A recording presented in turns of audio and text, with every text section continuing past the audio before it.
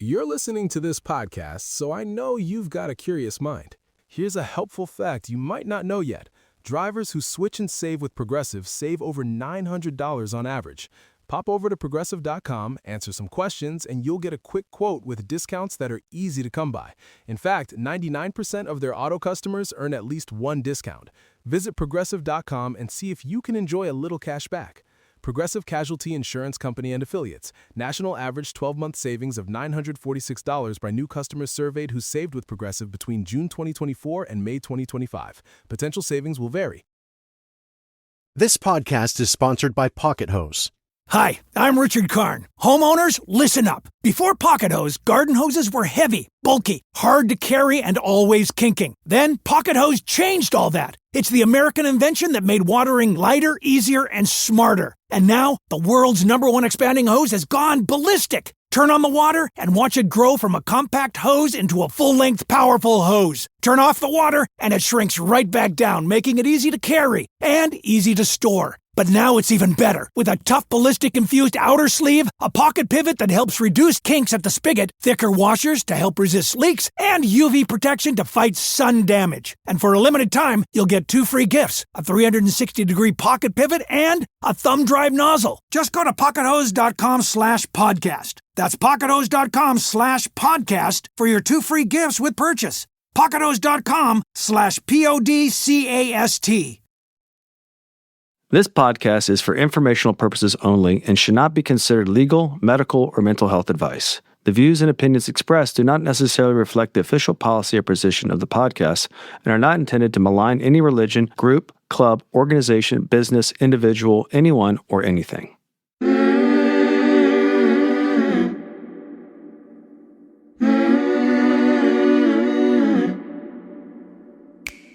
I'm Sarah Edmondson. And I'm Anthony Nippy Ames, and this is A Little Bit Culty. We woke up from a cult, and that journey was captured in The Vow on HBO and in my memoir, Scarred. Now, in this podcast, we break down the shame and secrets that make these experiences so destructive with honest conversations on how seemingly benign groups can cross into the cultiverse and how to spot and recover from trouble if it happens to you. Each week, we bring in experts, survivors, and whistleblowers to explore red flags, resilience, and even share a few laughs, because sometimes you gotta laugh. Subscribe to our Patreon for early and ad-free listening, some live Q&A, and exclusive content at patreon.com/alittlebitculty. Welcome to Season 8 of A Little Bit Culty.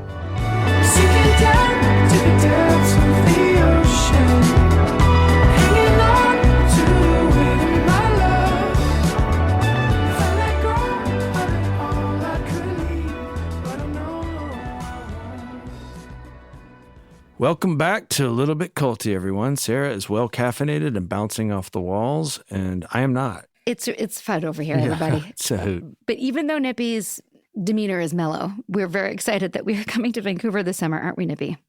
Yes, we are, Sarah. We're going to be doing a launch. We don't know where yet, just keeping it in your mind. Just block off July for now. Save the date. July. Save the month. Save the month. Save the month. Coming soon in Vancouver. Yeah. Any ideas for locations? We have a few that we're working on, so stay tuned. Just do it outdoors. Let's do it in the Pacific, Set up a at the kiosk, beach, down at Kids Beach by the pool. With our book, Q&A. Yeah, just sign books. Q&A. What's up?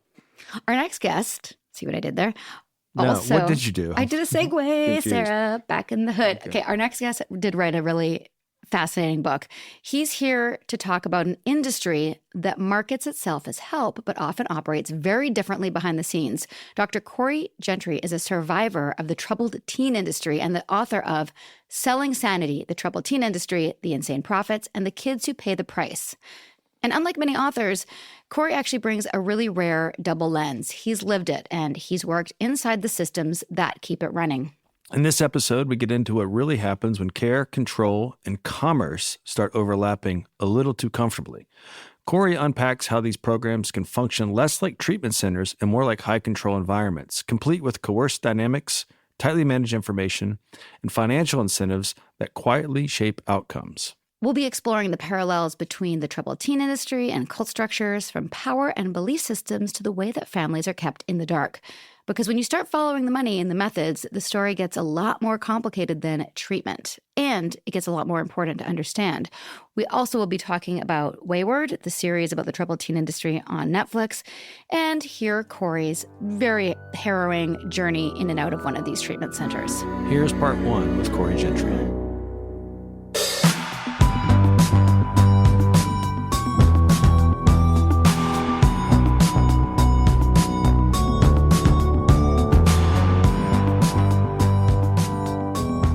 Corey Jentry, welcome to A Little Bit Culty. Thank you so much for having me. It's great to be here. So grateful to our mutual friend Meg Applegate for introducing us. As you know, we've covered a little bit of the troubled teen industry, 2 or 3 episodes in our 300 plus. It's getting out there in lexicon. It is. Yeah. Thank goodness. So welcome. Tell our audience a little bit about yourself. First of all, how are you? So sorry you went through all this, and how are you doing? Let's just start there. How's Corey Jentry?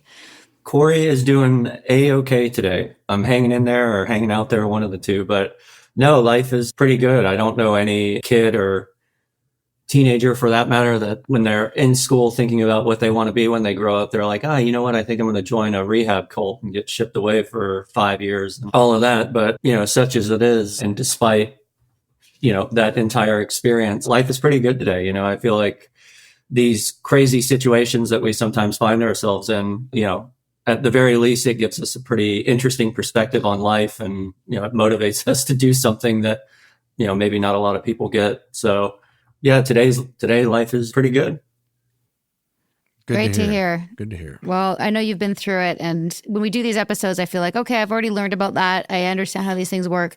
But there was a lot I didn't know when I read your story. I actually thought that all of these treatment centers involved kidnapping, like had happened with Meg, being gooned, right? Stolen in the middle of the night, like in the show Wayward on Netflix, which we'll talk about later.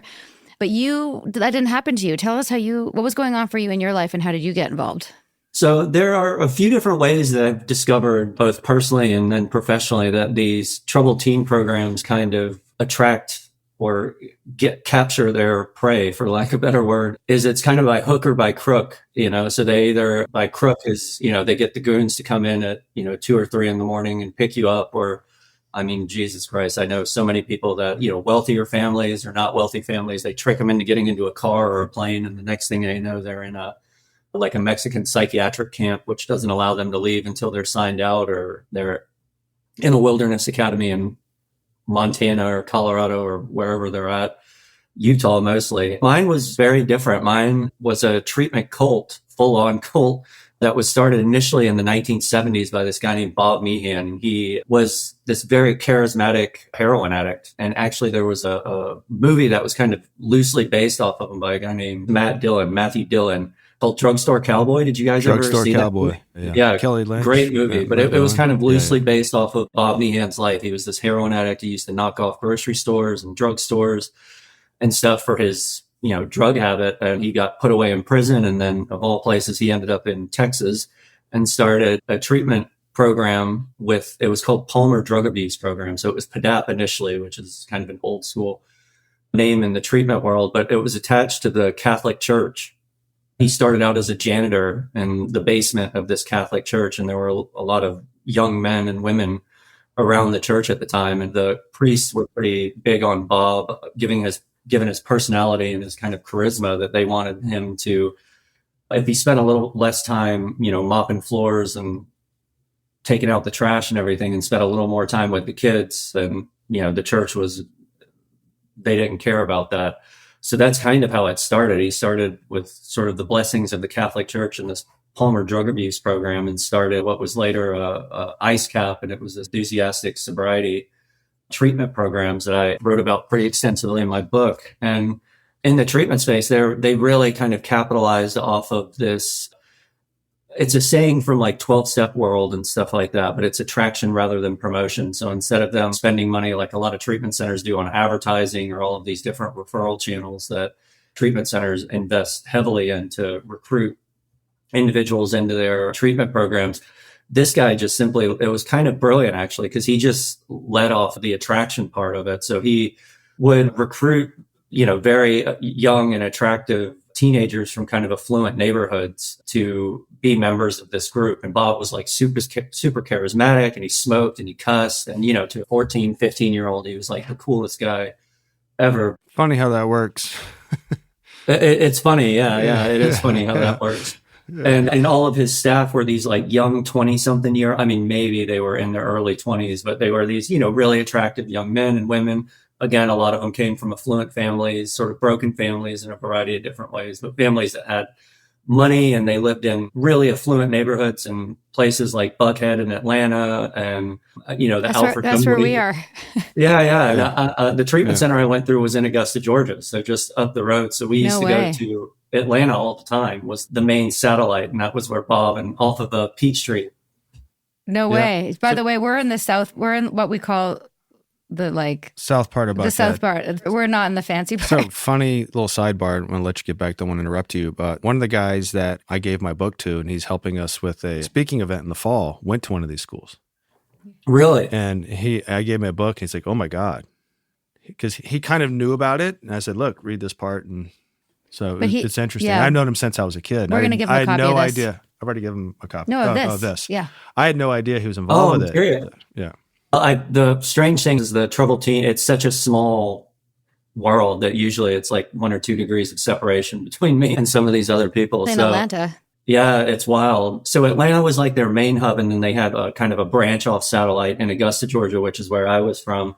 And, you know, my life was just a train wreck. You know, I had this really kind of bipolar and mentally unwell mother with a substance abuse problem. And my poor father had, you know, me as a son and, you know, 2 other kids, and we were just off the Richter scales, and we were poor. We were like super poor. So it was kind of just a series of fortunate or maybe unfortunate events that got me there. A friend of mine, you know, these programs started in the 70s. They kind of proliferated. They got kicked out of Texas, and Bob got the boot from PDAP because they were like, you know, trademark. This was a little bit culty for them. That even the Catholics were like, "Yo, this is a little weird for us, dude." If the Catholics are calling you out, you know, it's bad when the Catholic priests are like, "Hey, man, we don't want you hanging out with boys anymore. This is not good." If you can edit that out, it's fine. You want. No, we don't. I don't discriminate. But I kind of. These programs proliferated. Nonetheless, Bob got kicked out of Texas, and then he went to, I think it was Arizona, was where he sort of went and licked his wounds and started pathway programs, and then went to Colorado and started Cornerstone, and then St. Louis was Crossroads, and then Insight was like the Southeast Georgia based program. And I think they've since spread out, but at the time they had an Augusta program, and, you know, all of their counselors were like maybe 21, 22 at the oldest, which I found out later is kind of an industry standard for most therapeutic professionals in the treatment world. Ridiculous. But they were young. They were really attractive. Again, came from like these really affluent areas, because, you know, these people are crazy, but they're not stupid. You know, they know where to do the recruiting at. So they were in these like uber affluent neighborhoods in Atlanta, uber affluent neighborhoods in Augusta, Georgia, where I'm from. And then the same thing in other pockets of the country that they were in. They tend to pull in areas that, you know, they have a lot of money. So I'm hearing it's a tight business model. Oh my God. Oddly enough, through a series of, again, fortunate or unfortunate events, I ended up working on the business side of treatment many years later. And then like 20 something years later, through a fluke, and I got to see the kind of unit side economics. Sorry, I'm an economist by education and training, but the unit side economics of these, I was like, holy shit, these places are making a fortune. It's like, you know, 30, 35% profit margins at minimum if you run the program right. So yeah, these guys they're doing well. And you didn't know any of this at the time. Obviously, you're just a poor kid, like literally living in a trailer, food stamps. Yeah. Struggling with your mom's mental health. Your dad, what was his deal? My dad was like a good enough guy. You know, and my mom was too. She was just out of her mind. She was nuts chemically. But my father was just this, you know, Navy guy. He was very working class. Well, you know, what we would consider just kind of blue blood, blue collar American.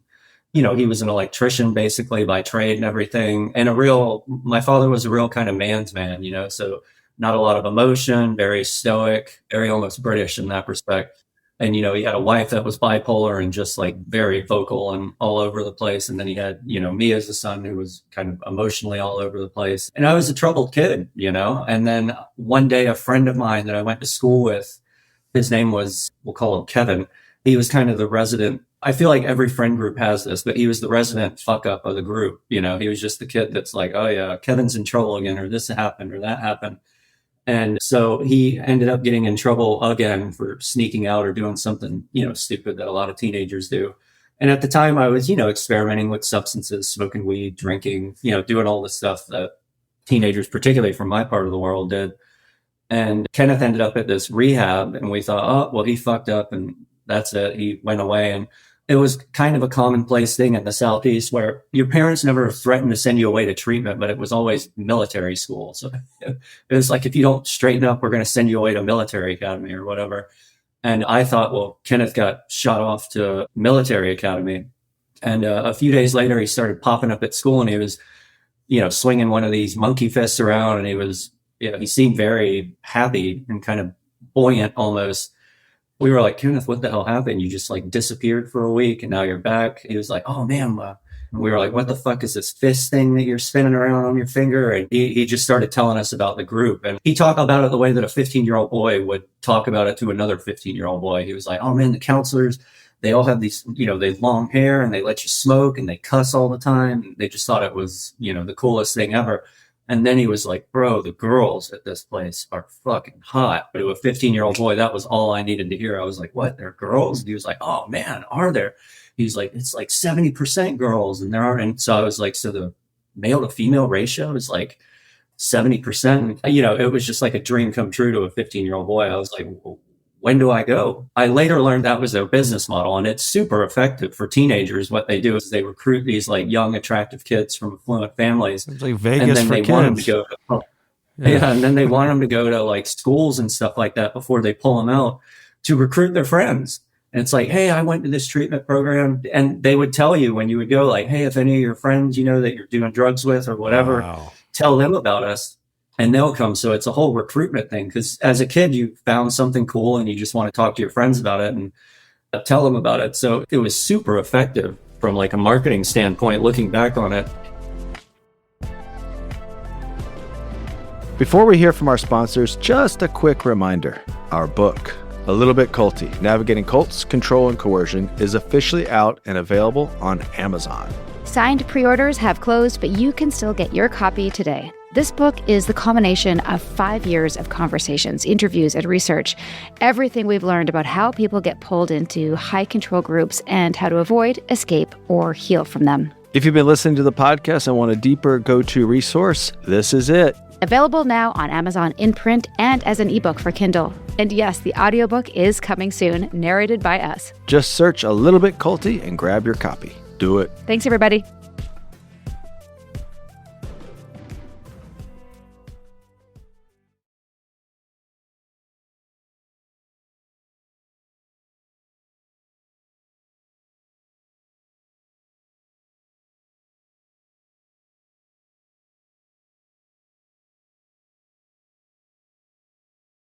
Thank you for listening. Now, let's dive back into the cultiverse.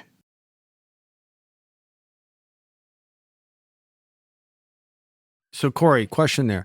How calculated is that business model? Because there's no better testimony than a 15-year-old kid going back to his friends and saying what he's saying. Do you think it was that premeditated? Super calculated. Wow. Yeah. After working in the industry on the business side, I mean, that's what these programs live and breathe off of. So there's no real...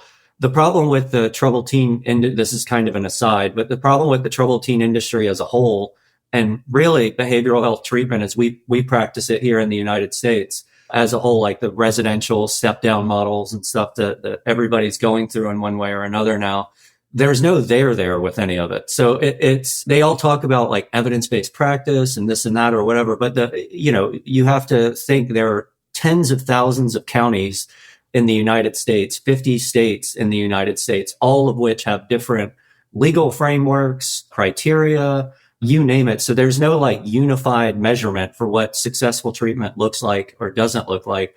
So it's not like a heart surgery where a surgeon goes in and they do 100,000 or 200,000 heart surgeries with a specific method or using a technology or medication.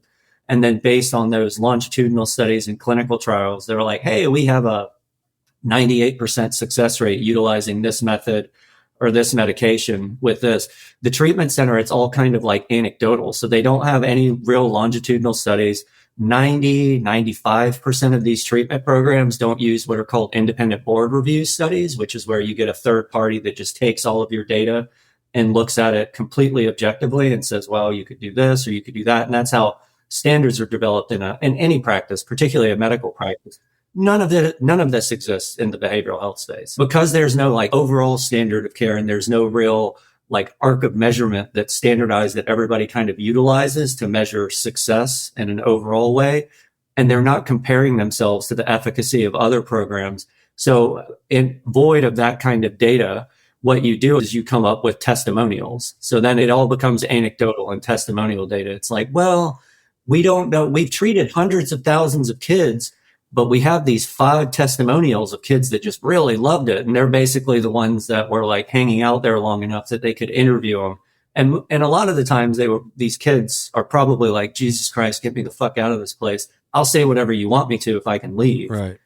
So that's kind of how they're doing. Corey, just so you know, testimonials have become somewhat red flags for me now with anything, just because I know how they're used. And we did that in Nexium too, by the way. Question for you. So did you really? Yeah. Yeah, we did.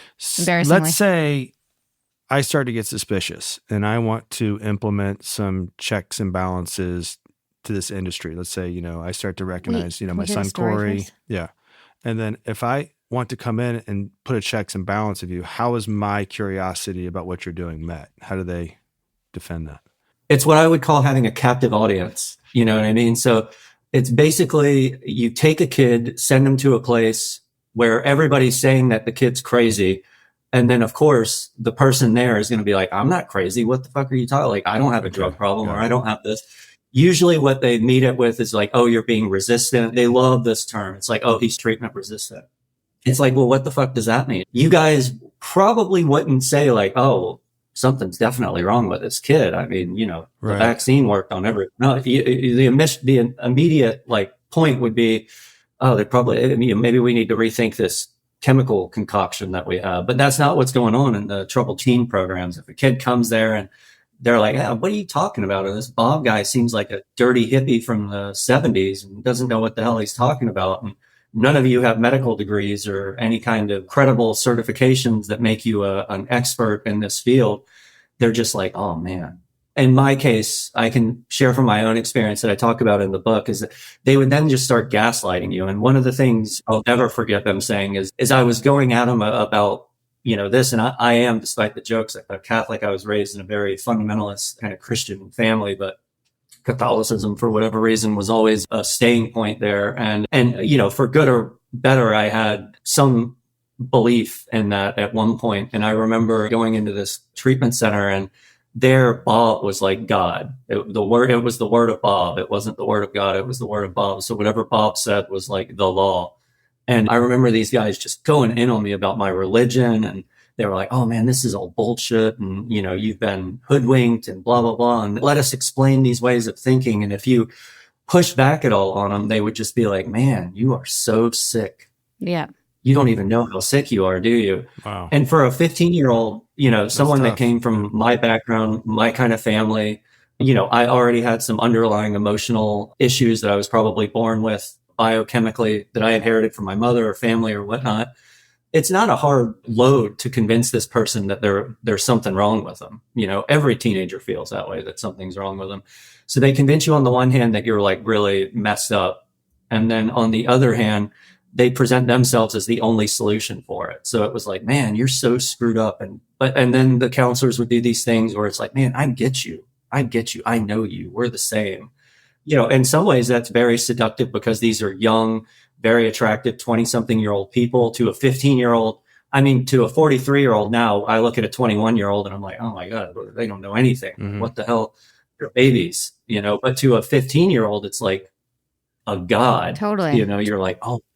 We skipped a little bit. I want to go back to, so your original hook was like hot girls, but then when you get there, tell us a little bit about the feelings of belonging and how you decided to. Oh, and there were plenty of hot girls. Yeah. Let me tell you, they knew how to recruit them. So I showed up to my first meeting, and it was at this Methodist church in Augusta, Georgia, in a very affluent part of town. And, I pulled up, and walking up were these, there's this, he looked just like Kurt Cobain at the time, but there was this counselor there named Bruce, and he had long hair and, long blonde hair, blue eyes. And, this was in 1997. So it was in the height of the kind of grunge thing and all of that stuff. And he walked up with his flannel shirt on and all of that. And then this other counselor there, her name was Jackie, and she came up, and they were just gorgeous. You just get flooded. Imagine a 15-year-old who has no friends, who's socially awkward, who's like smoking weed out of, apple cores and shit like that in trailer parks and, drinking malt liquor. And then all of a sudden, like 25, 30 of these just gorgeous, kids ranging from like 13 to 19, 20, some of them. And they were all like good looking. 70% of them were women. They're all coming up to you and giving you a hug and being like, oh my God, what's your name? My name's Sarah or Tanya or this or that or whatever. And they're giving you hugs. They're telling you they love you. They're like, oh my God, you're going to hang out with us tonight. You're going to hang out with us tonight.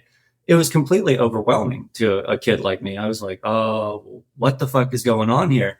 And everybody's cussing, and they're all smoking cigarettes, and they're like, effing this and effing that.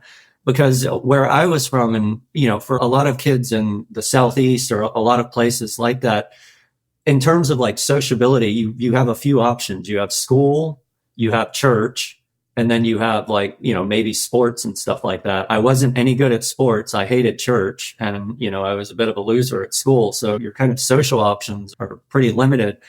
And then up comes these like 30 kids, and they're all just like, hang out with us and do this. And they're taking you to their houses. And these are kids where, in my school, I grew up on the other side of the train tracks, and, these people wouldn't have stepped on me if I were on fire in a normal social situation. But here they were like, in these really affluent families and gated communities, and, their living rooms were bigger than my entire house. And they were coming up and being like, let's hang out and do this. And then I was just completely flooded by it. And all these attractive young girls are like, hey, ride in my car. You're driving with me tonight. And I was like, oh, yeah, Damn. oh, yeah, I am. So they had me. And then the counselors sit you down, and they just start asking you a bunch of leading questions. And they're, I remember they talked about how much they love drugs, what drugs they love to use, and this and that. And I had done some substances at that point, but, I was 15 years old and poor as hell. I hadn't done a lot. So, you do what any kid does. You're hanging out with a bunch of older 20-something-year-olds, and you're like, Jesus Christ, I want these people to like me. So I just started briefing and lying, be like, oh yeah, I love this, and I love that ecstasy stuff or this or that, and I didn't even know what the fuck any of this stuff was at the time. But, they just kind of ask you a bunch of leading questions. They're like relating to you, giving you cigarettes. And then at the end of this like 45-minute conversation, they get real serious on you, and they're like, man, so a couple things. One, we're going to have to tell your parents because they're legally required to do that, which is true. But the main part behind that is they want to get your family on board, because if they can hook your family in as soon as possible, then the probability of you going into treatment is much, much higher. So getting a random call from a counselor being like, hey, we just had an hour-long talk with your son. He really opened up to us and talked about all the drugs that he was doing. And he's also probably really struggling with this and that. And your kid's probably going to die. You didn't know this, but he's suicidal and blah, blah, blah, whatever. And they'll just take any little bit of information that you give them in that time, and they kind of hold it, and then they'll talk to your parents about it.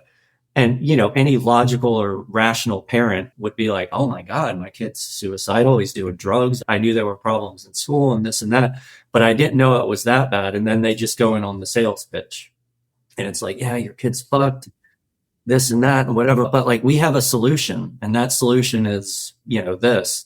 So that was kind of how it played out for me. But they had me, hook, line, and sinker from the very beginning. I was like, man, I definitely want to do this again. So this is what's new for me that I didn't know, is that you could get in yourself, versus it seems like all the other troubled teen industry stories that I'd heard about, it was a parent being concerned about their kid, smoking weed, acting up, getting arrested or whatever. And then they would seek out these treatment centers. But you found yourself there, and then they exaggerated and then got your parents up. I love bombed them. And eventually isolated you and all the cult stuff, which we're going to get into. But how, like, your family was really poor. What how did they get the money? Like, why would they be going after somebody like you? I mean, just if it's about money for them, that's what I was trying to figure out.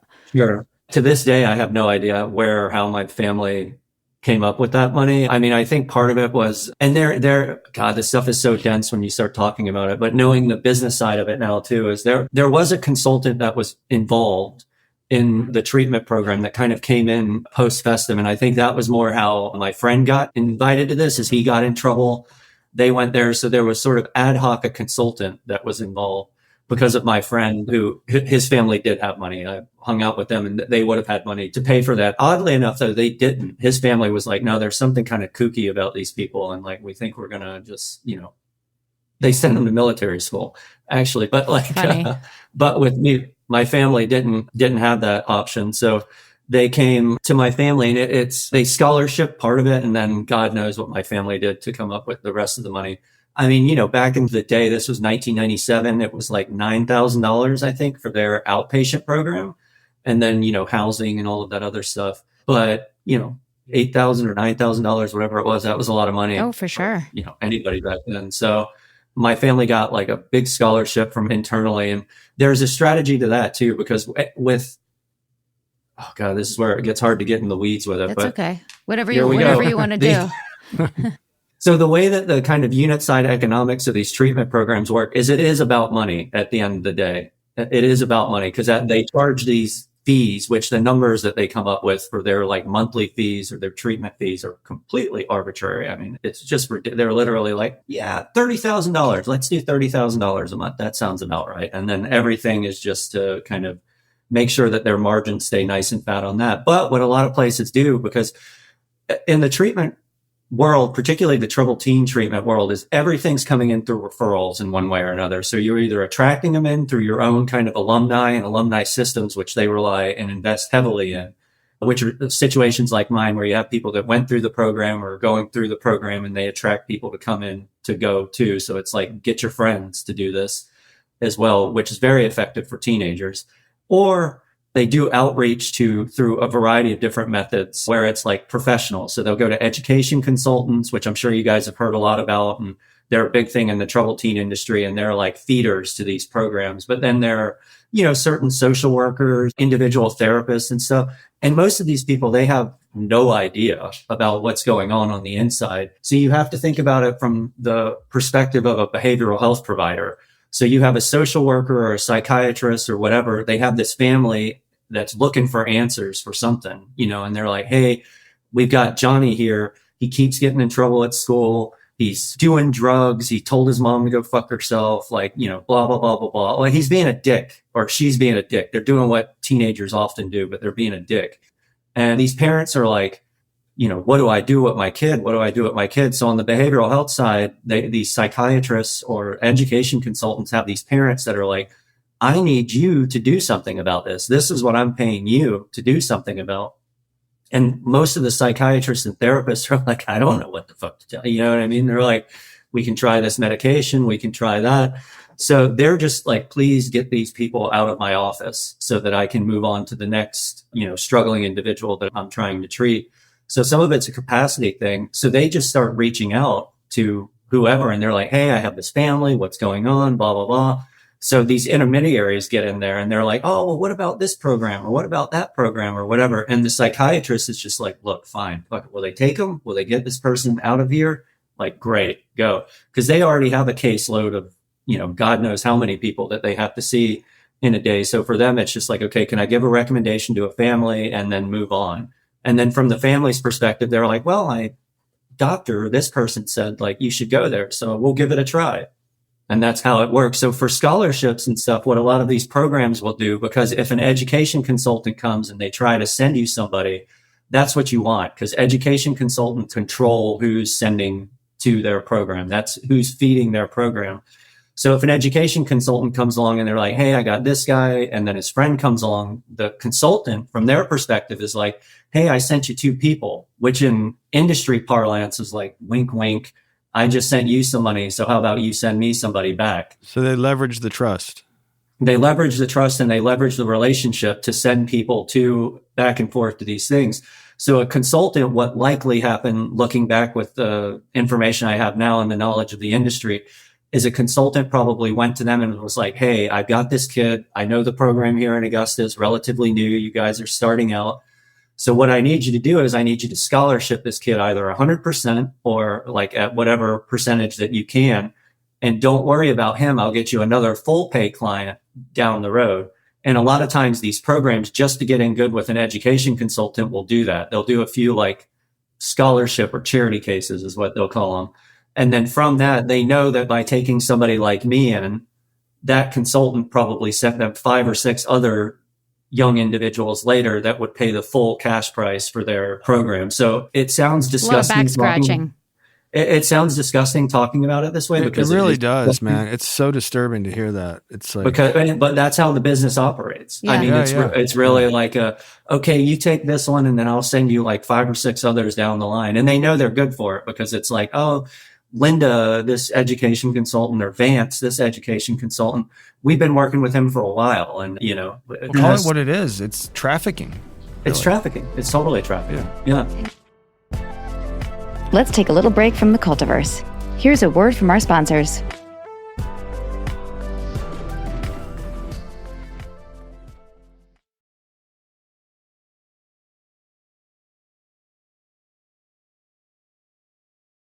Thank you, sponsors. We couldn't do it without you. Now let's get back to the show.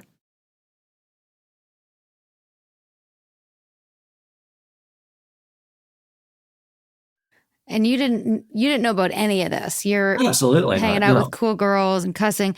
So you don't know any of this is going on. Tell us a little bit about so like once you're in it, once you're hooked, what was it like? Give us like, because people always want to know, like, what was it like in it? Was there anything useful? Was it all bullshit? I mean, from an experience standpoint, it was, and I think this is consistent with a lot of survivors, at least from my program, from the cult. It's like when you're in it, it's the best thing in the world. I mean, imagine going from somebody like me who had no friends or limited friends. I came from the kind of area where, it was a pretty regular thing where I could stay at my friend's house, but my friends weren't allowed to come over to my house because of where I lived or my parent, those kinds of situations where families were like, well, we don't trust our kid over there or whatever.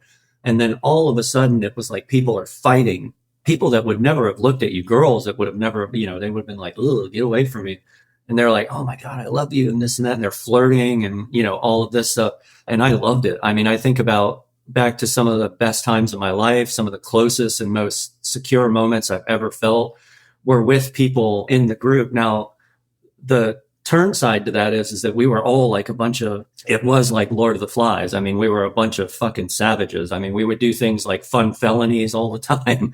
We would break into places and destroy things. And this was all very much encouraged by the counselors. It was like, just have fun and get out of yourself. What really started to turn for me was about like a couple things. One was when I actually went into outpatient and a lot of the programming, and this is pretty consistent with most of the troubled teen places. And it's funny, I spoke at a troubled teen conference recently and they almost crucified me for going in on this because they were like, that's not an official thing and whatever. But they all kind of operate off of this tough love idea. So it's like, we're going to be honest with you and we're going to tell you the truth. And because we know you better than you know yourself and you're so screwed up that you can't believe anything that's going on in your head, we want you to just tell us everything and constantly share and dump and this and that. So when I was in treatment, I talked about some stuff that happened when I was a kid. And, I had a half brother who was very mentally ill and he tried to murder me a couple times. And then I had a very mentally ill mother that was quite physically abusive and verbally abusive and just a lot of things that kids should never go through. But I went through them when I was a kid. And I remember going through these stories and stuff like that. And, there were some other experiences where, which is very common with a lot of young men and stuff, where they experiment with other, boys touching boys and, that kind of stuff. And they just, the way that they kind of would hook onto that and be like, what are you, and please forgive listeners and everybody, but this was the vernacular that they used at the time. They'd be like, what are you, a fag? Are you a fag or something? Is that what it is? And you were like, oh, because they didn't believe in gay people and stuff like that. And I had a lot of gay friends. So that was kind of one. And I was like, well, I don't think it's that. And I mean, I knew nothing about nothing at the time, but I was like, that was a red flag for you. Yeah, it was a red flag. Well, it was just very black and white. It was like, you're either gay or you're not gay. And there was something about that where I was like, well, I was like, I don't think it has anything to do with gay. I was like, kids just, do weird shit sometimes. And then I was talking to him about my family was the kind of big one where, I was talking about my mother and some really kind of horrific things that happened with her and a suicide attempt and, a lot of that. And I remember the counselor at the time just got real serious and kind of looked at me and she was like, this is all your shit, dude. She was like, you chose this. And I remember thinking like, oh, are you out of your fucking mind, lady? Like, what are you talking about? And it was this real kind of Zen, this weird spin on like Zen Buddhism and radical accountability and all of that. But it was like somehow in my afterlife, I had chose to be born into this body and that my whole experience was all my choice to this point. So all I needed to do was just change my mind about situations and like, think about things differently and blah, blah, blah. I've always been like an academically rigorous kid. So I was a nerd. I was really good in school and I always had critical thinking. So I had a lot to say about that in the counseling session. I called my counselor CUNT and because she was the one that was I was like, oh, fuck you, cunt. And, just went off and all of that. And she was like, oh, but that was like a huge red flag for me. Cause I was like, how could you say that I chose this? I was like, my mother was abusive and she did this and that. I was like, how did I choose that? And that was the first kind of real pushback that I gave them. And that was about 6 months in, I would say. And at that point, it became very apparent that there was a line that you didn't cross and that I was crossing that line. And that line was that I was challenging the authority of the counselors on the knowledge that they were getting. And they're, hey man, that's not cool. And, after that session, I got brought in, it was a group session. I got brought into the counselor's office and they gave me like a real talking to, and I was shamed by everyone in the group. I mean, everybody in the group. And it was kind of black and white. It was like, everybody went from like, oh, you love me to whatever to like, oh, Corey called, Shannon a cunt and challenged her on the thing. And it wasn't so much that I called her a name. It was that I challenged her authority on information. And everybody in the group just kind of turned on me. And I remember thinking distinctively about 6 months in, like, yo, this isn't right. What you were picking up on there is something that so many cults do, including NXIVM, which is basically to make the radical accountability, saying that this is something that you chose, or like in our terminology is like you authored this. Yeah. You caused this. Yeah. And it's this like toxic That's spiritual. gaslighting, really. It was gaslighting also, but it's like a toxic spiritual bullshit. It's proactive gaslighting. Yeah. It's like, good for you for standing up. Yeah. So I got in a big row with the counselors at that time, and then I got brought back into the office, and they basically were like, look, dude, if you do that again, you're out. And in the treatment groups, like anyone that has any kind of experience professionally or anecdotally with drug addicts, and particularly teenage drug addicts or people that are alleged drug addicts or using substances, is they're going to relapse. It's part of the deal. Like they're going to drink or they're going to do that. Something's going to happen. It's just like part of the process, for lack of a better word. It's the same with any kind of mental health episode or whatever. They're going to be like recidivism episodes. Individuals are going to revert back into behavior. They're going to become triggered, whatever. But in the group, they had a very sophisticated way of dealing with it. And a lot of other places do it too, is it wasn't very much consistent with what I saw in that Netflix thing, Wayward, which I can't wait to talk about. But they didn't call it a relapse. If you engaged in bad behavior or you kind of did this or did that or whatever, they reframed it in a way of, instead of like in AA, they'd be like, oh, well, that's just your disease or, whatever, which is also kind of manipulative and odd way of personifying something. Totally is. Yeah. But in the group, they would be like, dude, you bailed on us. So it wasn't like you relapse and you have this disease, which they would tell you about. They'd be like, oh man, you've got this illness and you're completely fucked and like whatever. But because of radical accountability and all of that, it's like everything is your choice. So if you used, it wasn't because of your disease that they told you that they had, of which you have no control over and you're powerless over. It was a conscious choice for you to leave and abandon the group. And it was like, it's kind of like your parents being like, I'm not angry, I'm just disappointed.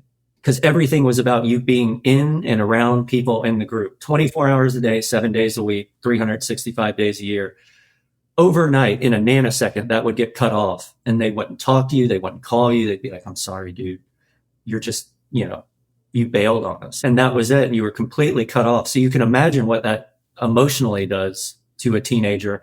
But also it's a hell of an accountability mechanism, because the counselors would basically sit you down and be like, look, dude, you're out and nobody's going to talk to you. Nobody's going to call you. You're not going to go to these groups anymore. And we're going to tell you, not only are everyone in the program going to abandon you, but then you have these professionals, the counselors that will call your parents and be like, your kid is going to die.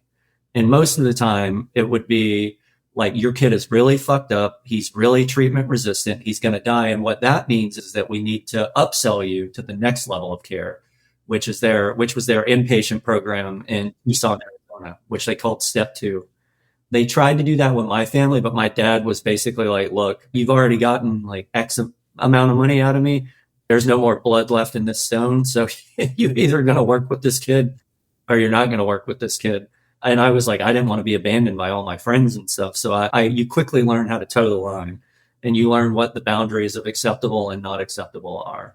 So that was kind of my experience in there of how they police behavior and stuff. And then everything beyond that is internalized peer pressure. So you have a bunch of other kids that are being told the same shit from these counselors who know nothing about nothing and whose training is cancel culture. Yeah, it's cancel culture. Yeah. And then they're all just like repeating the same nonsense. So you get a real groupthink mentality. And, it's very effective if you have 25, 30 kids that are they're just hanging out with each other. We were only allowed to have jobs with people in the group. You could only live with people in the group. You either stayed at people in the group's house or they stayed with you at your house. You were never, ever alone, ever alone. And because of that, you are also never able to think for yourself, because the basis of it was like your thinking is completely screwed and you can't trust anything that your mind says. So we're constantly like communicating, sharing what was going on in our heads to other kids and in group settings. And I mean, you'd have young girls talking about like 13, 14, 15-year-old, 16-year-old girls talking about being raped, being molested in male settings. And it's like, even at like 15, 16 years old, I was like, I probably shouldn't be hearing this, but you would hear about it nonetheless. And eventually looking back on it, it's embarrassing. Like some of the behavior and some of the stuff that you buy into, it's like, Jesus Christ, I can't believe I said that. But yeah, we get it. It's a really weird thing though, because when you're in it, it's like, of course I'm doing that. Like, why? It's not that there's something wrong with me that I'm doing it. It's there's something wrong with you that you're not doing this, And I think that's the real, that's when they know you've drank the Kool-Aid, is when and they rave about it. They call it they're like, oh man, your perception is changing, which is like a really sophisticated way of being like, we're brainwashing you. But like, yeah, man, you've bought in. Congratulations. Yeah. Wow, your perception is changing. It's like, oh, bro, you've seen the light. He gets it. We would say that and you'd see it. You could see the flip switch in a kid's brain when they're like, and they get the twinkle on then it's like, oh, you get it, man. You get it. And then you're just off to the races. I want to know how you escaped. But first, let's just wrap this section up. Knowing what you know now, you've obviously done a lot of comparison in your book and in your work and your advocacy with the troubled teen industry and cultic situations. Give us, we've talked about love bombing, we talked about isolation, groupthink, internalized peer pressure for policing, telling on each other, leverage trust. Anything we missed? There's always at least one token person for credibility, is what I would say. So all of these programs, and if you look at any of the troubled teen programs or any of that stuff, they always have I call it the token medical professional. You know what I mean? And most of the time it's just like, yeah, it's like it's like the guy in a lab coat that's like, this is scientific and we have 30 studies. So they always have some like psychiatrist or whoever. And if you look at, I didn't know this then, but you're just like, oh yeah, they would be like, oh, doctor this person or doctor that person endorses the program and they have a PhD or they have a medical license from this. And the reality is this person is probably a 1099 employee. So he's just like a subcontractor. He's basically just like a face on the website. The doctor's there. If they need the doctor, they're paying the doctor per diem or like a basic kind of fee so that he stays on as a consultant. So he's probably getting like a set, whatever, 10,000 a month or whatever the hell it is from the program just to be like their go-to doctor. There are literally thousands of treatment centers and thousands and thousands of treatment centers in Los Angeles. And if you look at them, they all have doctors. But if you start looking at the doctors, you'll find that it's about 10 or 12 doctors that work for the same treatment programs again and again and again and again. So they're just literally on there as like, they get subcontracted in, and then they're there to see patients for 5-15 minutes at a time. And with the patients, it would be a Zoom meeting like this. And they're like, hey, so how are things going? Not on any medication? You feeling okay? If you are on medication, what's that like? Okay, cool. All right. Take it easy. Nice meeting you. Whatever. And then that doctor gets paid for his, doctoral services, and everyone's like, aren't we doing such a great job? This has to be a house of cards, and really these come down when like there's dead kids, right? Like, let's get into that in part 2. Okay. Let's end on that note. You ending this Yes. section? Okay, I see what you did there. So just one other thought, just to wrap up the different cult-like things, and we'll end this.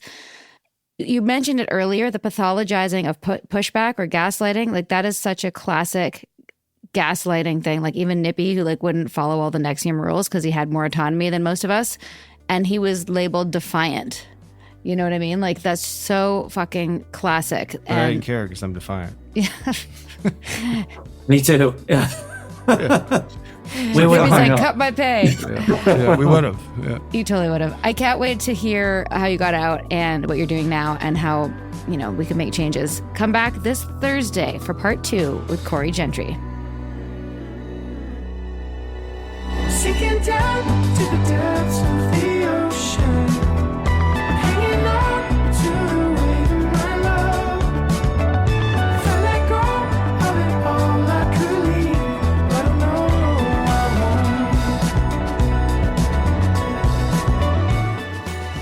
won't. We hope you're enjoying A Little Bit Culty. If so, please do show us some love. Drop a rating or leave a review. Hit subscribe on Apple, Spotify, or wherever you listen. And subscribe to our Patreon at patreon.com/alittlebitculty. Even better, send this episode to someone who needs it. Maybe they're in a cult. Maybe they're just a little bit susceptible. Or maybe they just love a good story. Spread the word, spread the love. Thanks for listening, and see you next time. A Little Bit Culty is a Trace 120 production. Executive produced by Sarah Edmondson and Anthony Nippy Ames in collaboration with producer Will Rutherford at Citizens of Sound. Our co-creator is Jess Temple Tardy. Our production coordinator is Leslie Dinsmore. Writing by Sandra Namoto and social media marketing by Eric Swarzinski and Brooke Keene. Our theme song, Cultivated, is by the artists John Bryant and Nigel Aslan.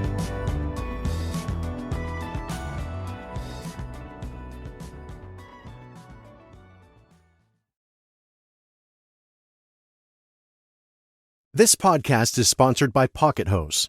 Hi, I'm Richard Karn. Homeowners, listen up. Before Pocket Hose, garden hoses were heavy, bulky, hard to carry, and always kinking. Then Pocket Hose changed all that. It's the American invention that made watering lighter, easier, and smarter. And now, the world's #1 expanding hose has gone ballistic. Turn on the water and watch it grow from a compact hose into a full-length, powerful hose. Turn off the water and it shrinks right back down, making it easy to carry and easy to store. But now it's even better. With a tough ballistic-infused outer sleeve, a pocket pivot that helps reduce kinks at the spigot, thicker washers to help resist leaks, and UV protection to fight sun damage. And for a limited time, you'll get 2 free gifts, a 360-degree pocket pivot and a thumb drive nozzle. Just go to PocketHose.com/podcast. That's PocketHose.com/podcast for your 2 free gifts with purchase. PocketHose.com/PODCAST.